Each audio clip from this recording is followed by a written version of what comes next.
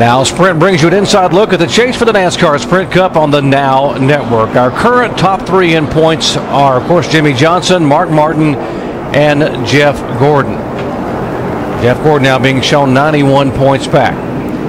And the top speed of the day, how about 199 miles an hour? That was a 17 car of Matt Kenseth being clocked at 199. For more NASCAR stats, in-car audio, and live race radio, check out NASCAR Sprint Cup Mobile at sprint.com/speed.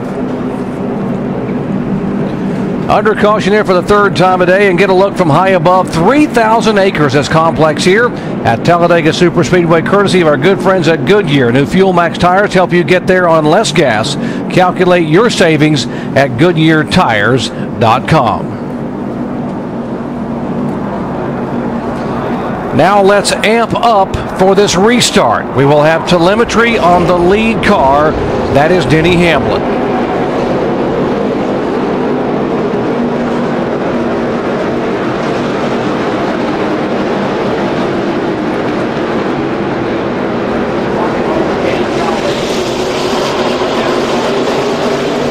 Go.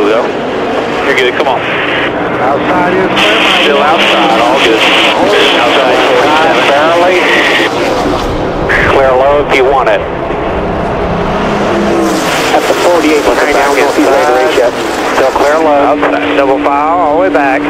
Still too wide. Still 24 outside on your tight lane. You got 20, 2483 lined up outside. And the gap behind that 80 there. 39 went up behind. 16 cars outside, and there's a hole behind him if you want it. Got help coming. Help's coming. 6 is getting a push in the 5. Clear by 1. Direct inside. 3 wide at the 11. 3 wide. Outside, lined up outside. Still 3 wide. Still 3 lined up behind you. 2 outside. 2 outside. 39 outside in the middle. 2 outside. 2 wide. The bottom's open if you need it. Outside. Still 2 outside. 2 wide. 3 wide up. That's a chatter. You hear the spotters talking to drivers back and forth. There's a hole there if you want it. 2 wide, 3 wide. You're going to hear that all day long at Talladega. Yeah, that's why you have to get detailed information when these groups get like this. You got 3 wide. It's not hard to do, but you just need to know when you are 2 wide or 3 wide, because it makes a big difference on how much room you leave. There comes Montoya right in the middle. They are 3 wide there. And we talked about different leaders. We've had now 18 leaders. How about the 7 car of Robbie Gordon, who led last time by, and now the 31 car of Jeff Burton comes by. Yeah, he's got a huge push from Jeff Gordon down the back straightaway, but you see he had to back off from him in the corners. That's going to allow this inside group to come back, probably retake the lead. Robbie Gordon, Joey Logano, the rookie behind him, Kyle Busch back there. We'll watch and see if the outside line can catch him. No, it'll be Robbie Gordon again this time by. They can catch him down the straightaway, but because of being a little concerned if they're going to get a penalty for being too close in the corners, it makes it tough to continue that run and complete that pass on the higher side. Looks like they got something going right now up the backstretch. See Gordon right against Jeff Burton.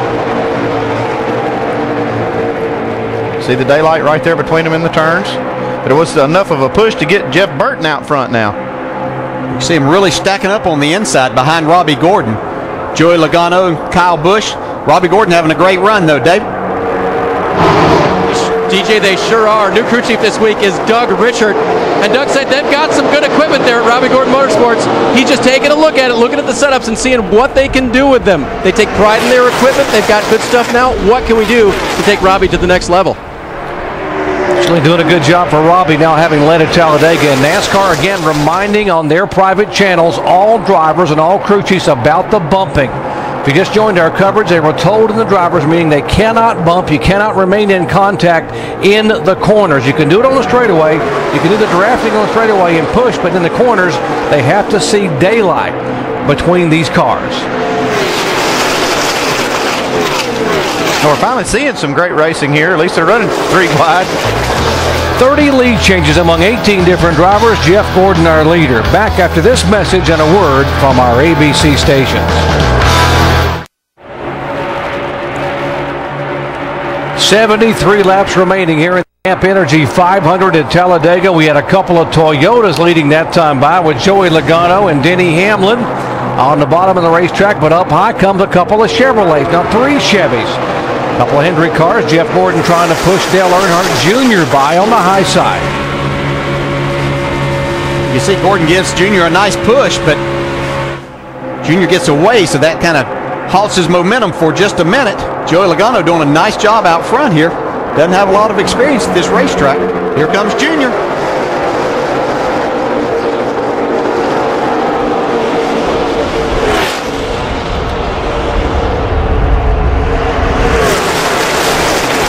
Dale Earnhardt Jr. retakes the lead here. Looking back from his car, you see the 6-time Talladega winner, Jeff Gordon, giving him a nudge. You can only push on the straightaways. They got to back off in the corners. NASCAR just started. They didn't blame anybody. They just said they want to see daylight on the bumpers. That's in the corners.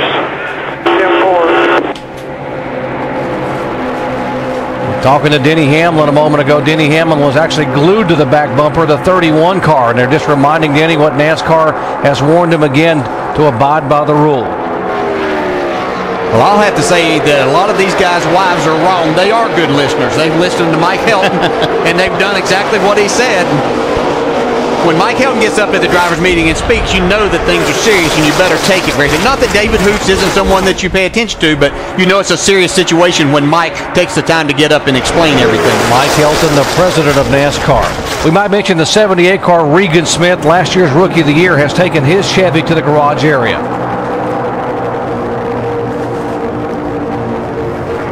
Still 35 cars on the lead lap, 71 laps to go. We've had 34 lead changes among 19 different drivers. You saw what happened to Jeff Gordon right there when he backed off of the bumper of Junior. He got past right there. That 11 car just went around him on the outside. Let's update the Jeff Gordon car. Shannon. Jeff Gordon right now got left side tires on that last pit stop, guys, but I found it very interesting today when I went to see Letarte before the race, and I asked him, I said, you know, what kind of strategy are you going to play with the 48 and the 5 car today? It's all about having friends on the racetrack. He said, oh, no, not today. We are trying to beat them for the championship. We are playing our own game today. He said, listen, we won't do anything to hurt those guys, but we're out on our own today. What do you guys think about that?